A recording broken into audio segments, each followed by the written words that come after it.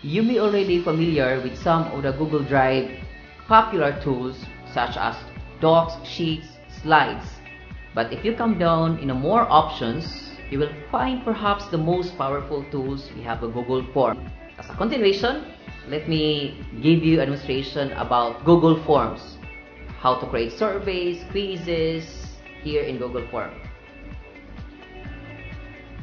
So once again, good afternoon everyone. My name is Dr. Carlo John Letihio and I will give you a short demonstration what is Google Forms. If you click Google Forms, it will open a new window and this time, you'll start the untitled form.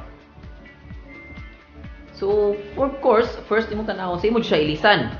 Kung sa may title sa imong survey, sa imong quiz. So, let's change it like form number 1. Simple ra kayo. And then sa ubos na niya, pwede siya talag description. So, if you are giving quizzes, of course, you will write the instructions. Pwede sag naa, pwede sag wala. At least maka-familiar sila kung sa imong purpose sa exam. After niya naubos, kita ka og untitled question. And then nasa option 1. So, i-click the untitled question, imo siya mutag question. So, here's a question, simple. What is your name? So, in Google Form, kaka-familiar ka nga murag automatic siya og hatag nimo og what is kung sa iyang gusto nga ihatag nimo nga category. So, kani siya nga pangutana is para siya sa short answer. So, naa sa ubos, diha ka mubutang og like ang student mo tubag siya, ana siya mubutang sa iyang tubag. There's a lot of wide variety of questions where you can choose in Google Form. We have paragraph, multiple choice, check boxes, drop down, and the most popular options, especially, it's easy for the participants to fill it out. Another great options we have file upload. Allowed users to upload files and send you a screenshot of their PDF file. Then we have, aside from that, linear scales. Kanang linear scales kanang for the research. Pwede sa kay mo kuan na like competent, highly competent, not competent. Then check boxes and then we have the date and time. So, di na pumutag sa tagsa na tanan, kay ato na siya sa detailed na kay nga discussion. So, para kini sa first nga atong gibuhat na question, kana sa ubos, pwede ka makaduplicate ana sa pangutana. The same ra gyapon. Ang nature sa imong pangutana. Duplicate that one. And then, pwede mo i-delete.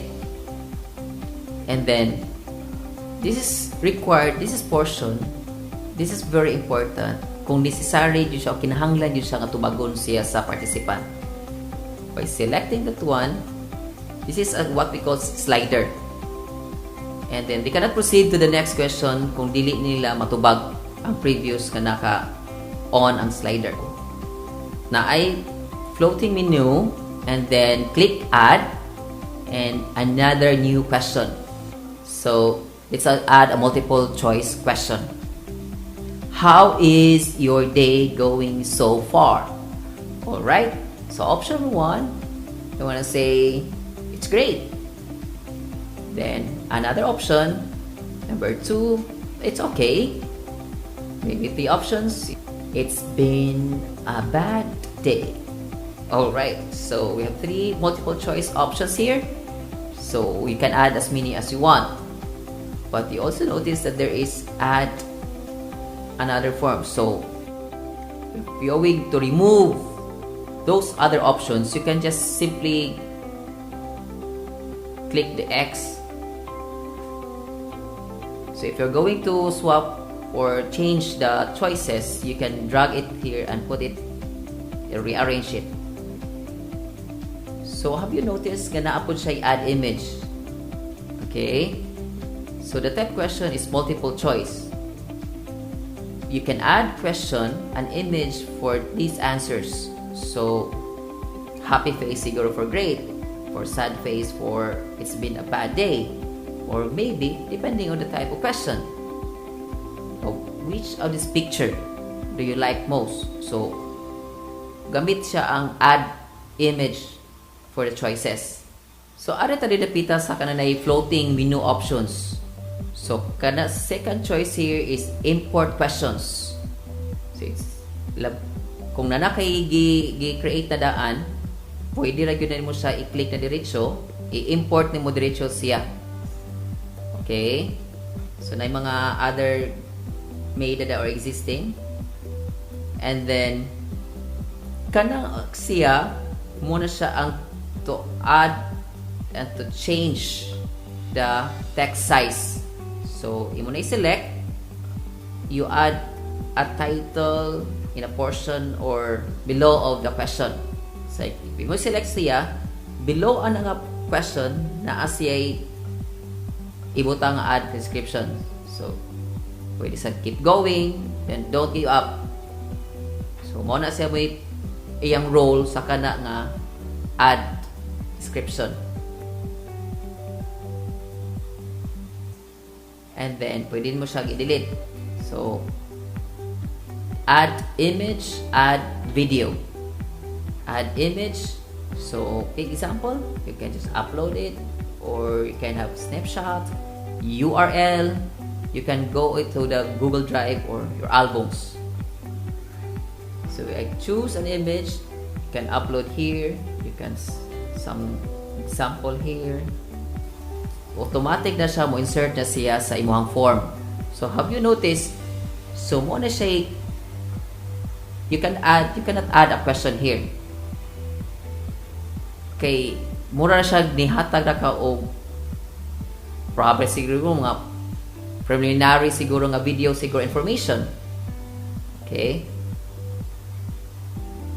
So, mayroon ka, look at this image carefully and then look at this specific. So, ako lang, delete lang. And then, kanang pinaka-last yun niya is add section. So, i-choose na nimo siya. Kung naka-notice ka, na ay section 1 of 2. And then, first part, and then the second is section 2 of 2. So, muna yung new sections. Ang pinaka-last sa kining menu is add section. If ako siya i-click, kung naka-separate siya, naka-section 1 of 2, and then first couple of questions, and then section 2 of 2 for the new set of question. So, new section. But this is very most important because, well, rule of the thumb good, basta first section is 5 questions, and then next section will be another set of questions. Well, mas nindot magusagod nga kung open siya og kuan. Later you will know the effect of this because na siya next. So mas nindot mag siya mas next siya another set of question. So you take one example for this area. Yeah, quick sample, option 1, option 2, 3, and then for purpose of preview. So at this point, okay na ni. So, ato i-tanaw na customize na to ang area. So, na portion na siya customized theme. So, select that one as a choices. Pwede kang choose kang image. Para header mo change ang iyahang kuan. Kay logo baron or school. Na example. Take this one, colorful siya. Or branding baron siguro. Pwede siya ibutan mo diha. And then, theme color. Pwede siya ilisan. So, i-click mo siya. Like, blue, bright, or orange. And then you can change also the background color. Like this one, all white. Or a contrast. Ang pinaka-license choice niya is ang font style. So, however, dapat careful di mo diha. Kay, may mga font style nga di na yun siya mabasa. So, I would really recommend as font style, basic na siya siguro. So, let's try to click the eye view. So, mo ni siya ang now niya. So, here's section 1. Few questions here. You can see what's got. And then click great for today. And then next. So, Next button, mo function sa another section. So here, for example, it's 2. So this is a filmwork. This is actually the exact features you're going to see when you share this Google form. If you hit submit, it is actually to add on your information to the results or responses. So please be careful of not clicking that one, the preview, because it will add to your responses. So this, balik ta, ato ko i-close, dahil na i-setting. Under general, this area is to collect email addresses. So, muna siya i-collect na siya, i-click na nimo siya, the participants will receive the receipt of their responses. And then, requires them to sign in, so it also limit them also with 1 response per email address. So, this is very helpful also to control also nga dili na magsigbalik-balik o submit or mag-fill up sa form.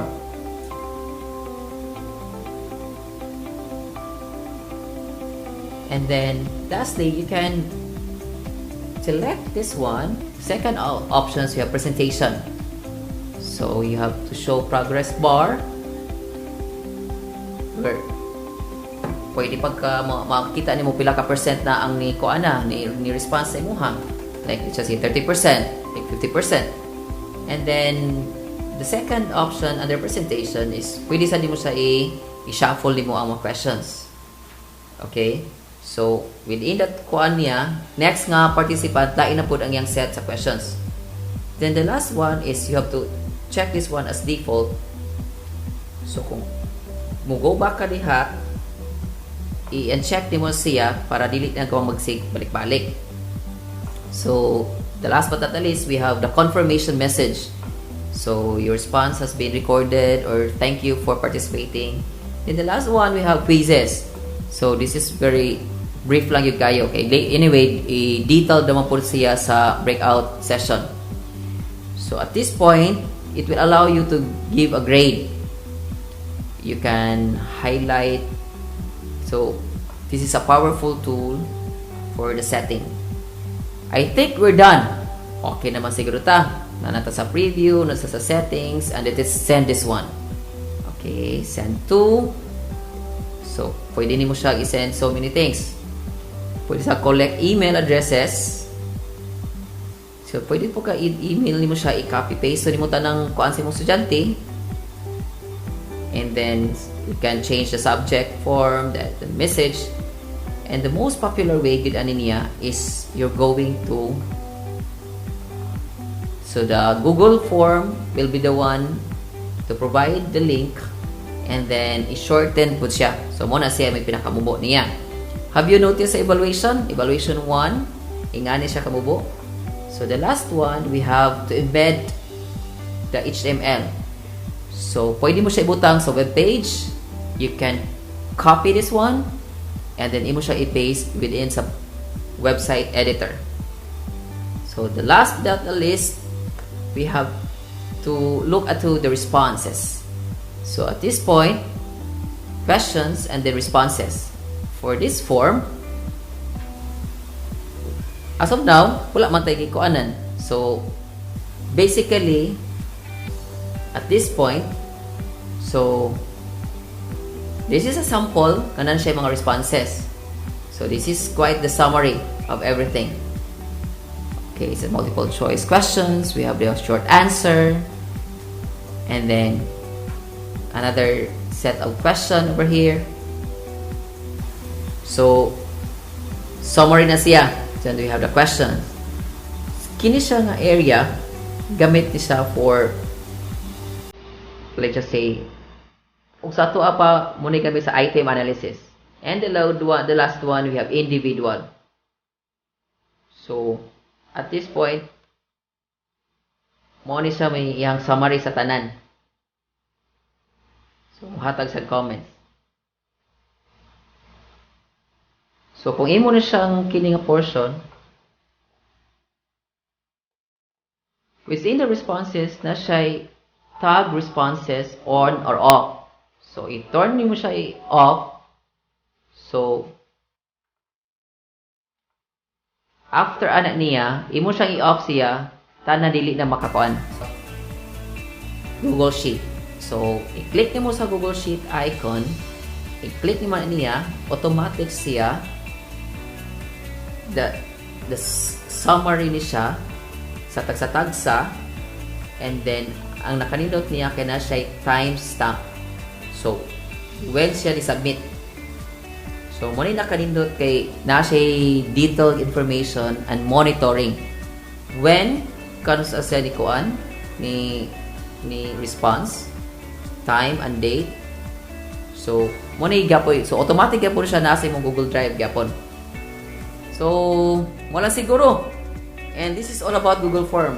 I know nga ang uban napay daghang mga pangutana. My dear colleagues of Cebu Normal University, what I have shown you a while ago is just for beginners. I know nga naay uban nga kabalo na gyud ani. Ang uban familiar na, ang uban magsugod pa lang. Pero kato nga mga features tanan mo toy under sa Google Form.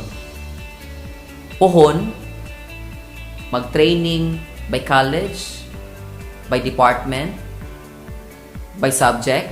So adto na nato i-discuss ang detalye. And kato lang sa mo pinaka features gud niya using the Google Form. So I will turn over to you to the next demonstrator, Sir Omar. Take it away. Thank you everyone for listening.